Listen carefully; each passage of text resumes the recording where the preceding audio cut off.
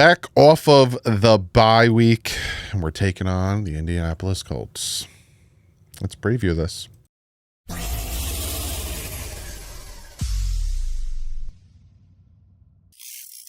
What is up, Finn fans? Like I said, back off the bye. 2 weeks to prepare for this game. One more time.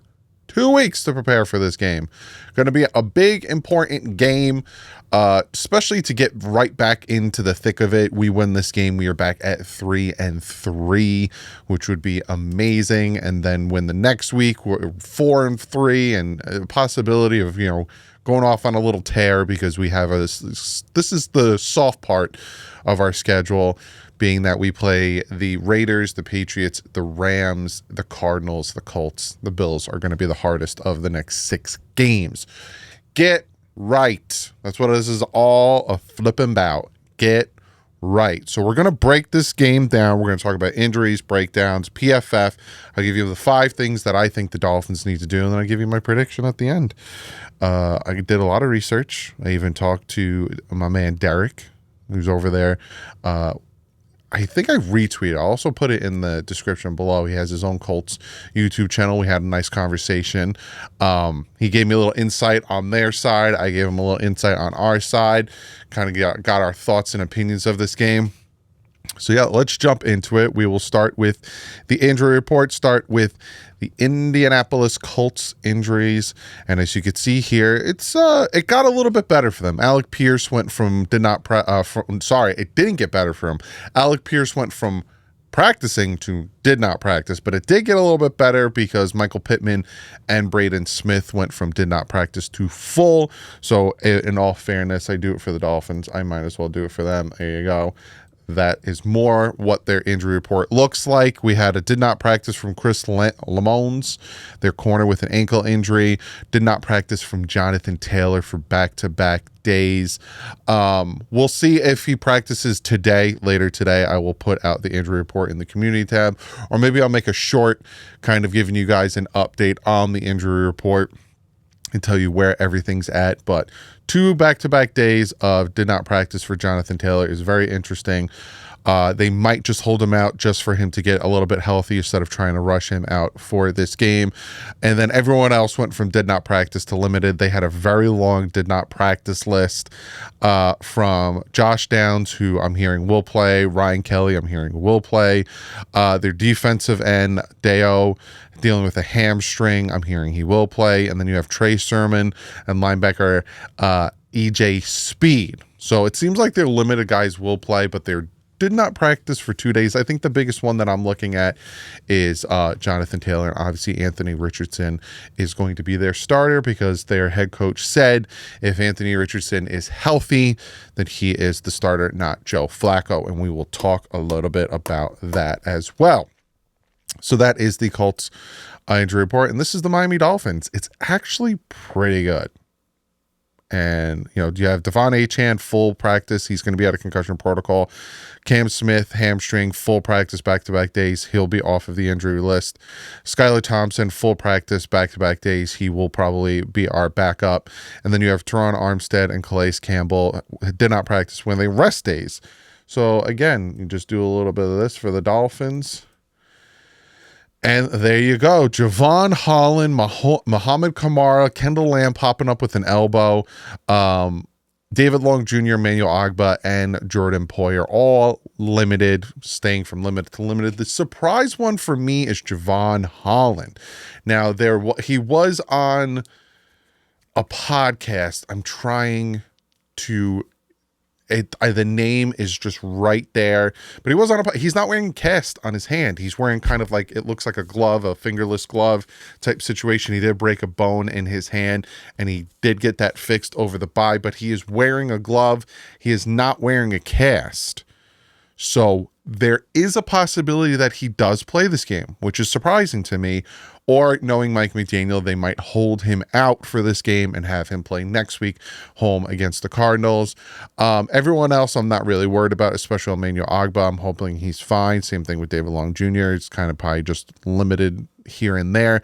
But what I heard, especially from some of the beat writers like Alan Poupart, full attendance. Everyone that is healthy and not on the IR or the PUP was there, was practicing, full attendance. Fantastic to hear coming out of the bye week, especially when we were going into the bye week dealing with injuries like Devon Achan's concussion.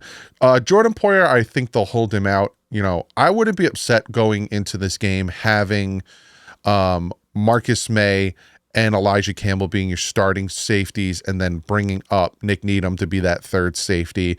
But if Javon Holland can go, hey man, you know, we just need you to make the right moves, make the tackles, smack the ball down. You don't really need to catch it there. So very, very healthy team for the most part. There is that. So that's your injury breakdown. Again, for me, the one I'm looking at is Jonathan Taylor for the Indianapolis Colts. If he doesn't practice, I think that does bode well for the Miami Dolphins, even though a lot of people, you know what, let's get into that. Let's get into the breakdown, and we're going to start with the Dolphins defense versus their offense. So as you see here, we have we have the fifth total defense, the number 5 defense in the NFL. So many people crap on this defense. Why? I have no idea. Probably because, you know, we'll have a game where we'll stop them for 3 quarters, and then the 4th quarter, boom, they'll break off like a run. Like against the Bills, forcing, you know, punts and keeping the game tight, hoping our offense can answer, keeping the game tight, forcing punts. Coming out of the halftime, we're forcing a punt. They break off a 40-yard run from James Cook. Kind of hurts us a little bit, but again, we're keeping it a close, tight game. Defense did their job. Same thing against the Jaguars, same thing against Seattle, same thing against Tennessee, same thing against the Patriots. They'll have these nice runs of 20 yards, give or take, but nothing huge like the James Cook run. We are keeping them contained. Yes, you look at our rush defense, we are 18th, but a lot of that has to do with them being on the field. I do have some other stats that I also want to talk about when it comes to this defense, because you will be surprised what this defense actually can do and what this defense actually looks like.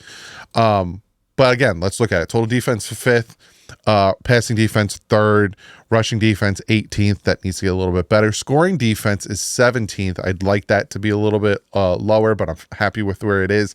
Sacks were tied for 26th. That needs to get higher. For the love of everything, get higher. We have the number 1 third down defense, and we are 24th in takeaways. That sack and takeaways, I need those numbers to go up. I need more sacks. I need more takeaways. You look at their offense, not bad. They have the 13th total offense. Their passing is 15th. Their rushing is 17th. Their scoring is 16th.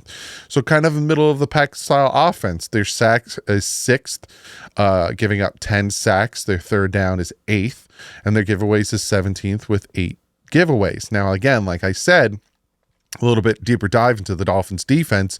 The Dolphins defense also is 5th in allowing first downs. So overall first downs that have been converted on this Dolphin defense, whether it's second down and then they get a first or first to first, is 5th best in the NFL. So there's only 4 other teams that have given less first downs up than this Dolphins defense. They are the second defense when it comes to average opponent's drive time, meaning a lot of 3 and outs, a lot of forcing their drives to be lower. They're the number 1 defense on opponents' average plays, meaning how many plays they have during these drives. They are number 1. And you would think to yourself, well, that's because, Doug, they're second in drive time and number 1 in average plays because they get scored on one play, or they get, you know, whatever on one play. They are 5th on defense in average drive yards. So this defense is doing their job. We need the offense to come out and get their heads out of their butts and help this defense out by scoring points and having long, sustainable drives. It will make a world of a difference. Speaking of our offense, this is our offense versus their defense. Total offense, the Miami Dolphins is 23rd. Passing offense is 26th. Rushing offense is 18th. Scoring offense is 32nd. Sacks allowed, 19th with 16 sacks. Third down offense is 29th. 30.3 conversion rate, and take giveaways is 7th. Not bad. We tend to not turn the ball over on offense, but we tend to not convert third downs on offense. You look at their defense, it is not good. They like I said, I was talking to Derek about this. Their defense is not good. They're 30th total defense. They are 26th against the pass. They are 31st against the run. There's one team that is worse than them against the run. They are 18th in scoring. They are 23rd in sacks, only getting 12 sacks. They are 28th in third down. They are not good at stopping third downs. And they are 9th in takeaways with 9 takeaways. Their defense is not good. It is horrible. I talked to, again, Derek. He even reiterated that. And in the live stream, a lot of the Colts fans were reiterating how bad that defense is. A lot of it has to do with the injuries, like Buckner. I'm just going to say his last name. He's not in there. He's on IR. He's dealing with injuries. Their corners are all banged up, dealing with injuries. Their defense is not good. So that is the breakdown. Now let's go into PFFF. Bum, bum, bum, bum. Hey, if you tell me you don't like it, I'll stop singing it. So anyway, this is our offense versus their defense when it comes to player personnel. Now, Tyreek Hill and Jalen Waddle, I have made a whole video about them stepping it up, and then you got Odell in here. You're facing a secondary and a defensive front and a defense in a whole that is just not good. They have a hard time making tackles. They have a hard time with disguised runs and motions and stuff. Take advantage of it. Huntley, 2 weeks now. You've been with this team for a month. You gotta get the snap and the cadences down, my man. You gotta. Devon Achane, Raheem Mostert, Jalen Wright. That is a great three-headed back that is going to put fear into opposing people when Mike McDaniel sticks with the run. This offensive line. Austin Jackson, Teron Armstead, #1 tackle. Are you surprised by that? I'm not. Brewer, 11th best center. It's here. It's your guards. Your guards are garbage. Like, they're bad. Robert Jones isn't good. Liam Eichenberg isn't good. Move on. Add somebody new. For the love of God. You know why he's doing so bad? It's because he doesn't have Robert Hunt to his left to help him in certain situations and make the right reads and realize, oh, it's a stunt. I'm supposed to take this guy, not leaving Austin Jackson out to squander. And you have Jonnu Smith. Hopefully we get these tight ends involved a little more. And like I said, you're looking at this defense. Not good in the linebacking unit. Defensive line isn't bad. Kwity Paye will be playing Stewart here, but they can't stop the run if their life depended on it. These guys are very good at run blocking. We saw it against the Patriots, who had the 9th ranked rush defense. Their corners cannot stop our receivers, but unfortunately, can the quarterback get them the ball? Then when we flip it over here, Marcus May, not bad. Jalen Ramsey, not bad. Fuller, not bad. Kader Kohu, bad. I was telling Derek about this. He said, we got Pierce, we got Downs, we got Pittman, we got these, we got fast guys, we got this, we got that. Who should we worry about? I said Kader Kohu. I said when Kader Kohu's in the nickel or in the slot, scares the crap out of me, worries the crap out of me. He can get burnt like no one's business, scares the crap out of me. He goes, cool. That's probably who we're going to focus on. But our defensive front, our defensive line is good. 6th best defensive lineman in Calais Campbell. 17th in Sealer. Ogba is coming out and having a really good season so far. Chop, you got to finish what you started, man. You get a ton of pressure, but you don't finish. Our linebackers, that's kind of where we're struggled by City and against the run, hitting the wrong gaps and, not really making it into the backfield. Because we saw Calais Campbell making crazy tackles in the backfield. We need more out of our linebackers. Their offensive line is good. Nelson, one of the best guards. Kelly, a very good center. They have a good offensive line. We have to get in the backfield. And Richardson, he's still young, still making mistakes. And they don't have Jonathan Taylor back there. So that being said, let's get into the 5 things that the Dolphins need to do to beat this Colts team. And I was just telling you guys.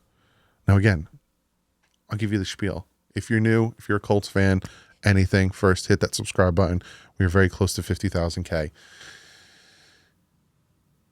These aren't in order of like, number 1 is the most important. Number 5, we can get away with it. It's just I'm doing research. I'm talking to Colts people. I'm looking at tape. I'm doing this and I'm writing things down like, hey, take advantage of this and take advantage of that. And the number 1 thing on my list, run the flipping ball. You got to get that exclamation point in there. Run the ball. Run the ball. Knock, knock. Who's there? I'm selling Girl Scout cookies. Wait, are you really? No. Run the ball. Run the ball. You are facing the worst team, the second worst team in the NFL when it comes to stopping the run. 2 weeks ago, you beat the Patriots, who is the 9th best team in stopping the run. You beat them for 7 straight plays. And I know I'm putting a 5 up, but I have a pen in this hand, so I can't really do a set. There, 7 straight plays. You ran the ball to score your touchdown to go up 15-10. Run the ball. Do not put the ball in Huntley's hand and make him have to beat them. Run it, run it, run it. Eat the clock up. Let the defense rest. Just churn. Don't have their offense on the field. Give them like 20 minutes time of possession. 15 minutes if at best. Run it, run it, run it. I wish every one of these 5 things I just put run the ball, run the ball, run the ball, run the ball, run the ball. But there are some other things that I want to talk about. But this is important. Yes, I said, hey, it's not run the ball.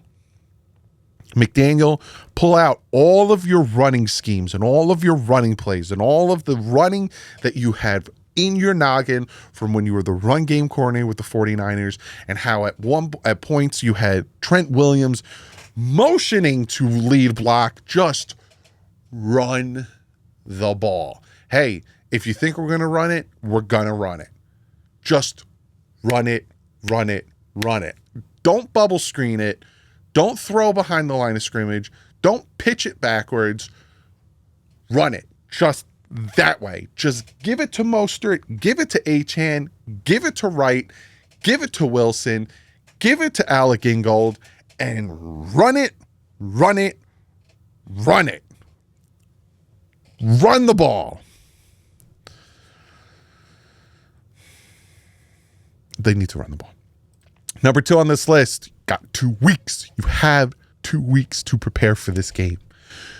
2 weeks of you sitting back, watching them barely beat the Titans, sitting back, facing all these, just 2 weeks of game prep, 2 weeks of getting the playbook and plays and everything so Huntley feels comfortable on this offense. You have Raheem Mostert coming out saying he's feeling more comfortable.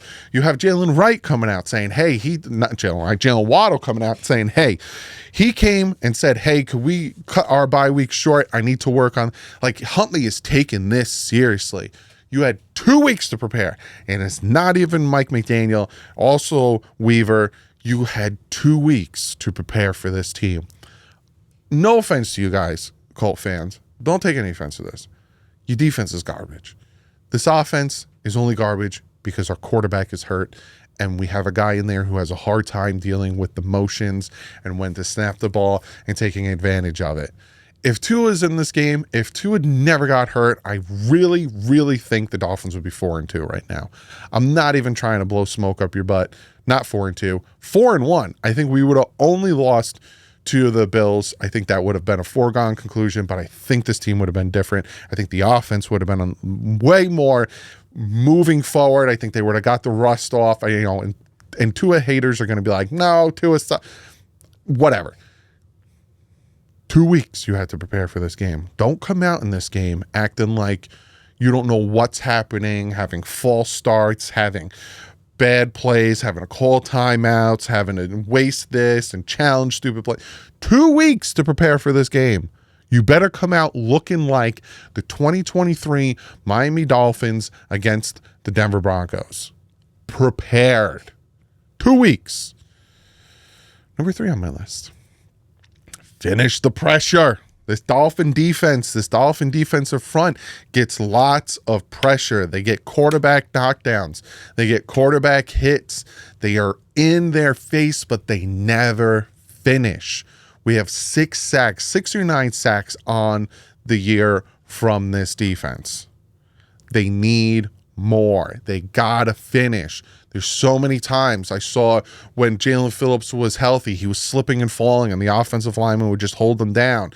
You would see the same thing with Agba, where they're just right there and they fall or they slip and this and that. Finish. Get the sacks. Get after Richardson. He is a good quarterback. He is a quarterback that will make you pay with his legs. Get after him, keep him contained in the pocket, and finish the pressure that you put on him and get the sacks. Number 4, you gotta stop the run. They might not, and it looks like a good 80% chance he doesn't play. Jonathan Taylor's not going to be out there. Stop the run. Make Anthony Richardson throw the ball. Make him beat you. Don't have them churning it and having our defense getting tired and, we're playing from behind, so the offense is trying to pull things out of their butt. Stop the run. That's the most important. As important as it is to run the ball on them because they have such a bad rush defense, is equally as important as stopping the run to force them into a one-dimensional and force the young quarterback and Anthony Richardson to beat the Miami Dolphins. And speaking of him, force turnovers. He has 3 touchdowns and 6 interceptions on the year. And like I said, I was talking to Derek and I'm asking him. He asked me, who would you more prefer to face? Would you prefer to face Joe Flacco or would you prefer to face Anthony Richardson? And I said, me personally, Anthony Richardson. He kind of does force the ball in some situations and he does throw a lot of turnovers. And Derek said to me, listen, it's not that he's making the wrong choices. It's that he's kind of overthrowing or sailing passes and they become interceptions, which again is fantastic for me as a Dolphin fan and fantastic for me as a guy who wants to win this game.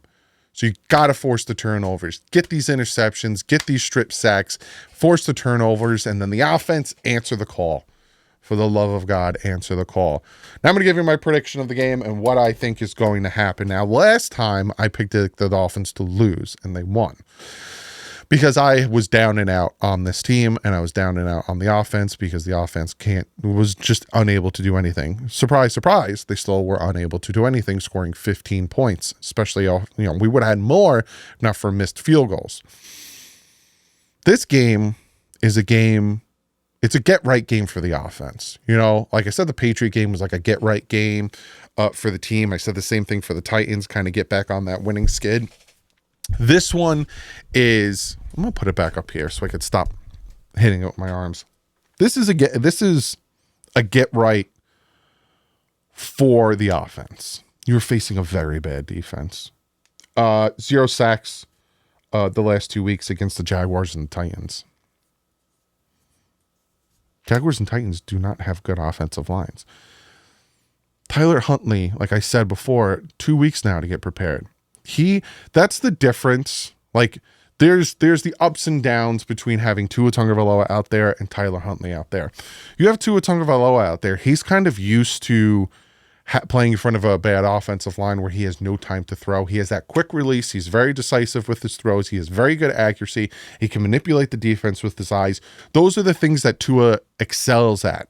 So when he drops back, if he sees what he likes, or if he sees that Tyreek is about to break down the field and get open, boom, he's going to get that ball out. It's going to land where it needs to. It's going to be an easy touchdown all over the field. He's just going to boom, boom, boom, boom, boom. Whereas Tyler Huntley doesn't have that. But what he has is his mobility. Now, I showed you in the Patriots game, there was times where he took off running when he didn't need to. And I've sat back and kind of come to the conclusion that he's a different style of quarterback. He's not that style of quarterback who's going to sit in the pocket. And, he's got that mobility. He's got the legs. He had that one pass to Jalen Waddle where it looked like he was going to run to the right, but then threw it. Beautiful. That's what I need to see from him. Again, you're facing a bad defense. You're facing a bad defense who can't stop the run. They kind of struggle with their tackling, all that stuff. Anthony Richardson, if you see a lane, my man, take off running. If you see someone open, hit them.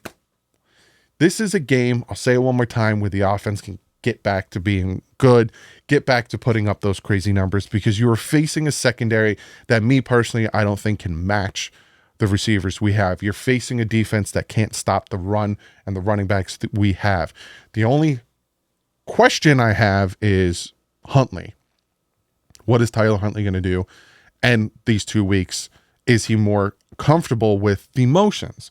Because that is the biggest thing with this offense, is snapping the ball when our cheat motions happen at the right time, so the receiver doesn't have to stop and his motion is stalled. If you can get that snap off at the right time, like Tua has down, where boom, it's that run, That's where the speed happens. That's where the separation happens. That's where the deep plays down the field happen. We'll see if he's got that down. But regardless, like I said, run the ball, take advantage of that defense because they do have a good offense. And Anthony Richardson, as much as he makes mistakes and he's dealing with an oblique injury, yes, he's fully healthy, but it's still going to probably bother him a little bit. He'll make you pay. Don't let him make you pay, right? We're healthy, except for our safeties, but we'll see if they play. Take advantage of this. I have the Dolphins winning this one 24-20. I think it's going to be a close game. But I think in the end, like I said, I think the offense gets clicking here. They get ready, they get warmed up, and then when Tua comes back next week, home against the Cardinals, we really take off. But comment below, let me know what you guys think. I will see you guys on Sunday at 1 o'clock, and I'll see you guys tomorrow if other news breaks. But like usual, stay classy. My friends out.